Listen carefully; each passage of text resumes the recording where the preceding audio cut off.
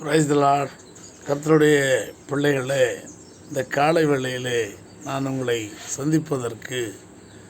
சந்திப்பதிலே மற்றற்ற மகிழ்ச்சி அடைகிறேன். கர்த்தர் தாமே ஒவ்வொரு நாளும் நமக்கு ஒவ்வொரு வசனத்தை கொடுத்து நம்மை ஆசீர்வதிக்கிறவராய் இருக்கிறபடியினாலே அவருக்கு நான் நன்றி செலுத்துகிறேன், துதிக்கிறேன். ஒவ்வொரு மனிதரும் ஆசீர்வதிக்கப்பட வேண்டும், ஆசீர்வாதமான வாழ்க்கைகளை வாழ வேண்டும், சாபக்கேடான வாழ்க்கைகளிலிருந்து வெளியே வர வேண்டும், தப்பித்து கொள்ள வேண்டும் என்பதில் தேவன் மிகவும் பிரியமாக இருக்கிறார். ஒருவரும் வியாதியிலே சிக்கிக்கொள்ளாதபடியும் வியாதிகளிலிருந்து விடுதலை பெறும்படியாகவும் அவர் தன்னுடைய இரத்தத்தை சிந்தி நம்முடைய பாவங்களால் நம்மை கழுவி நம்மை சுத்தப்படுத்தியிருக்கிறார். காலை வேளையிலே நாம் ஆண்டவரை நோக்கி ஜெபிக்கிற பொழுது ஒரு அருமையான ஒரு பாடல் கூட ஒரு பக்தன் பாடுகிறார். எங்கப்பா போவே உங்கள் சமூகத்தை விட்டுட்டு, எங்கப்பா போவே உங்கள் சமூகத்தை விட்டுட்டு என்று அந்த மக்கு மறைவாக நான் எங்கே போவேன், உடைய சமூகத்தை விட்டு நான் எங்கே போவேன், எனக்கு எல்லாமே நீர்தானே என்று சொல்லி அருமையான ஒரு பக்தன் பாடல் எழுதியிருக்கிறார். கர்த்ததாமே அவரை ஆசீர்வதிக்கட்டும். நாமும் அப்படினாலே ஒரு வசனத்தை வாசித்து சங்கீதங்களின் புஸ்தகம் 2ஆம் அதிகாரத்திலே ஒரே ஒரு வசனம் நன்றாக இருக்கிறது. அது என்ன வசனம் என்று சொன்னால், குமாரன் கோபம்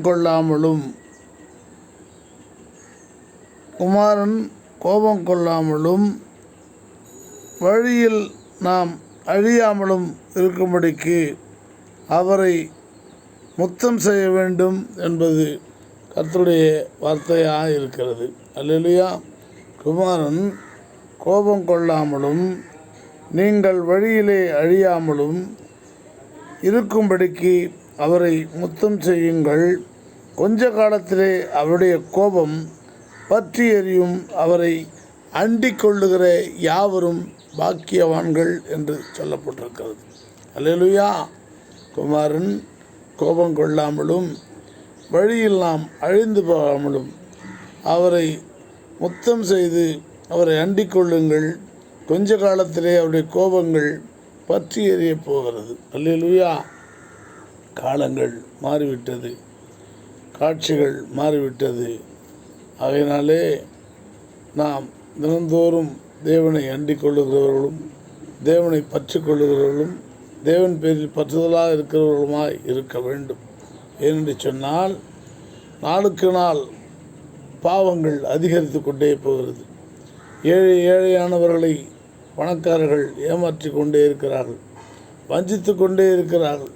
பெரிய பெரிய பண முதலாளிகள், பண முதலைகள் ஒன்றும் அப்பாவிகளை ஏமாற்றி கோடிக்கணக்கிலே லட்சக்கணக்கிலே பணங்களை சம்பாதித்து சுருட்டி வைத்து கொண்டிருக்கிறார்கள். அதனாலே தேவனுடைய பிள்ளைகளே, ஆண்டவருக்கு அவர்கள் மீது கோபம் பற்றி எறிகிறது, கோபங்கள் வருகிறது. உலகத்தை அழித்து விடலாம் என்று சொல்லி பார்க்கும் பொழுது அங்கே ஒரு சில நீதிமான்கள் இருப்பதினாலே தேவன் அதை பொருட்படுத்தாமல் கொஞ்சம் தாங்கி கொண்டிருக்கிறார். இல்லை என்று சொன்னால் எப்பொழுதோ உலகத்தை அவர் அழித்து போட்டிருப்பார். கொஞ்சம் நீதிமான்கள் உலகத்திலே தேவனை பற்றி கொண்டிருப்பதினாலே இந்த நீதிமான்கள் இருக்கிறார்களே, இவர்களோடு சேர்த்து தீயவர்களுக்காக இவர்களையும் அழிக்க வேண்டுமா என்று சொல்லி அவர் தாமதித்து கொண்டே வந்து கொண்டிருக்கிறார். கொஞ்ச காலத்திலே அவருடைய கோபம் பற்றி எறியப் போகிறது. ஆகையினாலே அவரை அண்டிக் கொள்ளுகிற யாவரும் பாக்கியவான்கள். அவரை தேடுங்கள், அவரை பற்றி கொள்ளுங்கள். தயவாய் அவர் உங்களை ஆசீர்வதிப்பார். உங்களோட அவருடைய கரம் இருக்கும் என்று சொன்னால், பழைய ஏற்பாட்டிலே தானே ஆபிரகாம் என்கிறதானே சகோதரன் லோத்து என்கிற ஒரு ஊழியக்காரர் இருந்தார். அந்த மனுஷனுடைய இடம் சோதோம் குமாரா எண்ணப்பட்ட ஒரு பட்டணமாக இருந்தது. அந்த பட்டணத்தை அங்கே பாவங்கள் அதிகமாக நிறைந்திருந்தது. அதனாலே தேவன் கோபம் கொண்டு அந்த பட்டணத்தை அழிக்கும்படியாக 2 தேவதூதர்களை அனுப்பினார். அப்பொழுது அவர்கள் முன்னால் ஊருக்கு இருக்கிற ஆபிரகாமை கண்டார்கள். ஆபிரகாமும் அவர்களை கண்டார். கண்டு எங்கே செல்லுகிறீர்கள் என்று கேட்டார். நாங்கள் சோதோம் குமாரா வரைக்கும் செல்லுகிறோம் என்று சொன்னார்கள். ஐயா, கோபப்பட வேண்டாம் தேவதூதர்களே, ஏன் அங்கே செல்லுகிறீர்கள் என்று எனக்கு சொல்ல வேண்டும் என்று அவன் கேட்டான். ஆண்டவர் கோபங்கள் அங்கே இருக்கிற மனிதர்களின் பாவங்கள் அதிகரிப்பதினாலே அதை கொல்லும்படி எங்களை அனுப்பினார். நாங்கள் அதை அந்த அந்த சோதோம் குமாரா பட்டணத்தை அழிக்கும்படி சென்று கொண்டிருக்கிறோம் என்று சொன்னார். அப்பொழுது ஆபிரகாம் தன் தம்பி அங்கே இருக்கிறானே, தன் தம்பி குடும்பம் அங்கே இருக்கிறது என்று யோசித்து, ஐயா, தீயவர்களோடு சேர்த்து நல்லவர்களையும் அழித்து போடுவீர்களோ என்று கேட்டான். அதற்கு அவர்கள் சொன்னார்கள், இல்லை இல்லை, ஒரு 50 நீதிமானை நாங்கள் அங்கே கண்டால் அங்கே அந்த குமாராவை அழிப்பதில்லை என்று சொன்னார்கள். அவர்களுக்கு திட்டவட்டமாய் தெரியும் அங்கே ஒருவனும் இல்லை என்று சொல்லி. அப்பொழுது மறுபடியும் அவன் கேட்டான் ஆபிரகாம், ஐயா, 40 பேர் இருந்தால் கொன்று போட்டு விடுவீர்களா என்று கேட்டான். இல்லை, கொல்லவில்லை என்று சொன்னான். ஐயா, மறுபடியும் நான் உன்னிடத்திலே பேச துணிகிறேன் என்று சொன்னால், தேவனிடத்திலும் தேவ தூதர்களிடத்திலும் கோபம் மூட்டும் வகையிலே பேசினால் அதனுடைய விளைவுகள் மிக கடுமையாக இருக்கும் என்பதிலே அவன் இப்படியாக சொன்னான், மறுபடியும் நான் உங்களிடத்திலே பேச வேண்டுமா என்று சொல்லி. அப்பொழுது அவர்கள் சொன்னார்கள், 20 நீதிமானை கண்டாலும் நாங்கள் ஒன்றும் செய்வதில்லை என்று சொன்னார்கள். 10 நீதிமான்களை கண்டால் கூட நாங்கள் அழிப்பதில்லை என்று சொல்லி போன பொழுதுதான் அங்கு லோத்தை தவிர ஒருவனும் நீதிமான் இல்லை என்று சொல்லி அவர்கள் லோத்தையும் அவனுடைய குடும்பத்தையும், நீங்கள் வெளியே சென்று ஒரு மலை தேசத்திலே அண்டிக் கொள்ளுங்கள், நாங்கள் இந்த சோதோம் குமாரை அழிக்கப் போகிறோம் என்று சொல்லி அங்கே அக்கினி மழையினாலே அதை அழித்து போட்டார்கள் என்று நாம் ஆதியாகம புஸ்தகத்திலே வாசிக்கிறோம். ஆகையினாலே தேவனுடைய கோபம் கொஞ்ச காலத்திலே பற்றி எறியப் போகிறது. எனக்கு அன்பான என்னுடைய சகோதரிகள், எனக்கு அன்பான என்னுடைய சகோதரர்கள், என்னுடைய இரத்தத்திலே கலந்தவர்கள், என்னோடு கூட விசுவாசிக்கிறவர்கள், என்னுடைய இரத்தத்திலே கலந்தவர்கள் என்று சொன்னால் என் கூட பிறந்த தம்பியும் தங்கையும் நான் சொல்லவில்லை. இந்த பதிவை பார்க்கிற உங்களை தான் நான் என் இரத்தத்திலே கலந்தவர்கள் என்று சொல்லுகிறேன். உங்களுக்காக நான் என்ன செய்ய வேண்டும் என்று எனக்கு கட்டளையிடுங்கள். நான் தொடர்ந்து உங்களை கேட்டுக்கொண்டே இருக்கிறேன். சபை கட்ட வேண்டும், உங்களால் என்ற காணிக்கையை அனுப்புங்கள் என்று கேட்டுக்கொண்டிருக்கிறேன். அது உங்கள் செவிகளில் கேட்கிறதா இல்லையா? இந்த பதிவை நீங்கள் தொடர்ந்து கடைசி வரை பார்க்கிறீர்களா இல்லையா என்று எனக்கு தெரியவில்லை.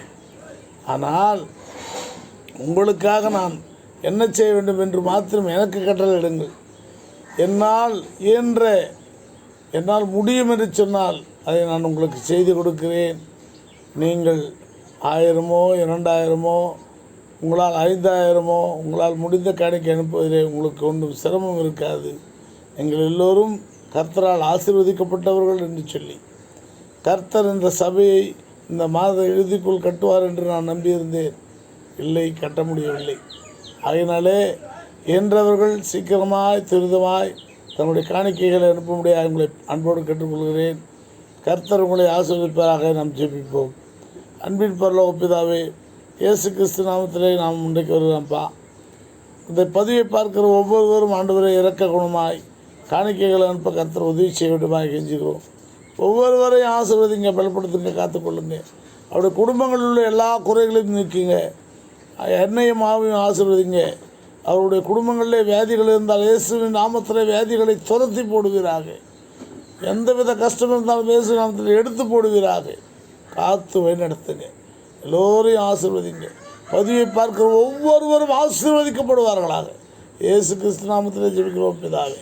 ஆமென், ஆமென்.